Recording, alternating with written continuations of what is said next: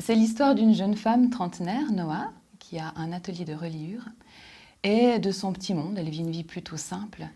Elle a une amie, Lily, un petit frère artiste qui ne parle pas. Elle va faire aussi d'autres rencontres. Et au travers de ce roman, on va découvrir aussi qu'elle porte une blessure en lien avec son enfance.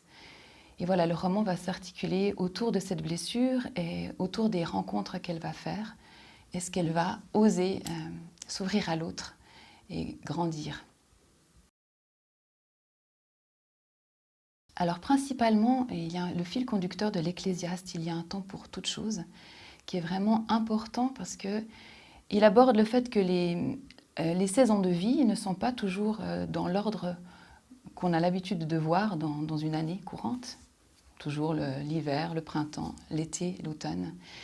Et comme le dit l'Ecclésiaste, il y a un temps pour naître et un temps pour mourir, mais finalement, pourquoi pas un temps pour mourir et un temps pour renaître? Et voilà, c'est autour de ce thème-là qu'on va découvrir aussi comment Noah peut vivre une forme de restauration de son passé, de ses blessures, et aussi de sa rupture avec Dieu, de sa colère pour ce qui s'est passé quand elle était enfant. Alors Noah vit une petite vie plutôt simple, elle semble plutôt calme et sereine à cet âge de sa vie. Et pourtant, on découvre assez rapidement qu'il y a des colères, des tempêtes qui ressurgissent justement dans son cœur et qu'elle ne sait pas trop quoi en faire. Pendant toutes ces années, elle a construit une muraille, une protection autour d'elle. Et là, il semblerait que sa muraille se fendille un peu et qu'il va falloir faire face à cette blessure qu'elle a vécue et tout ce que ça a eu comme impact dans sa vie. On pourrait penser que c'est d'abord pour un public féminin, par le graphisme de la fourre du livre, par le fait que je suis une femme et que que le personnage principal est une femme. Mais je crois que vraiment c'est un livre qui est ouvert à toute personne qui s'intéresse à l'âme humaine. Eh bien, je pense que là, on vient de traverser un hiver, que le printemps est en train de s'ouvrir et que c'est l'occasion aussi de visiter peut-être nos propres hivers à nous. Alors on ne s'en rend pas toujours compte, mais on garde en nous des blessures, des choses à aborder. Et peut-être qu'au travers de ce livre, il y a des restaurations qui peuvent être aussi possibles et des questionnements pour chacun d'entre nous. En tout cas, c'est ce que je souhaite.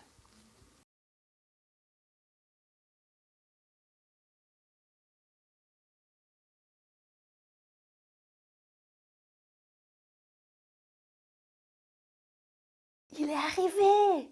Le 5e tome de Loulou!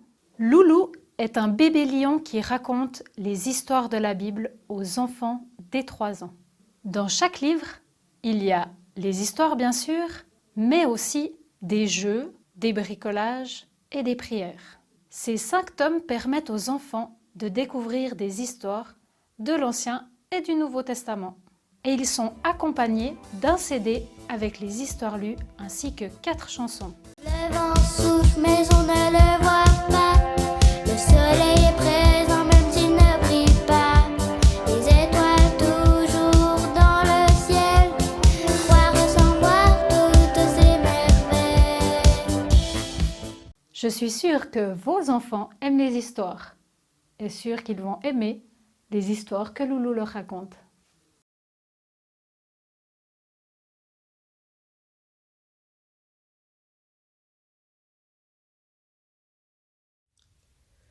Un temps pour admirer le paysage de ma vie. Parfois, je ne comprends pas ce que je vis et pourquoi moi, pourquoi comme ça. Parfois, c'est si difficile, si douloureux. Je me sens si malheureuse, perdue et abandonnée, sans Dieu. Et pourtant, dans l'ombre, tu es là, divin peintre, à l'œuvre, disposant de multiples couleurs, les mélangeant selon ton bon plaisir, pour en faire un tableau tout en ombre et en lumière. Tu ne te lasses pas de dessiner les contours de ma vie, de peaufiner les détails, et même si je ne le comprends pas, tu es l'artiste, et tu sais quelle œuvre tu veux créer. Tu aimes la beauté dans tout ce que tu fais. Un jour, je comprendrai. Je verrai un merveilleux tableau se dessiner. Ma vie prendra d'autres reflets colorés. un jour je comprendrai. Tout ce que tu fais est parfait.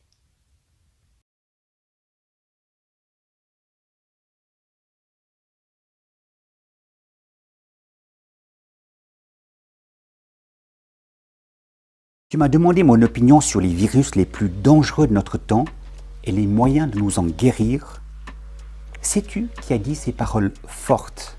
Si l'on sépare le judaïsme des prophètes et le christianisme tel qu'il fut enseigné par Jésus-Christ de tous les ajouts ultérieurs, il subsiste une doctrine capable de guérir l'humanité de toutes les maladies sociales. Un prédicateur zélé, un mystique exalté? Non. Un des plus grands savants de tous les temps, Albert Einstein.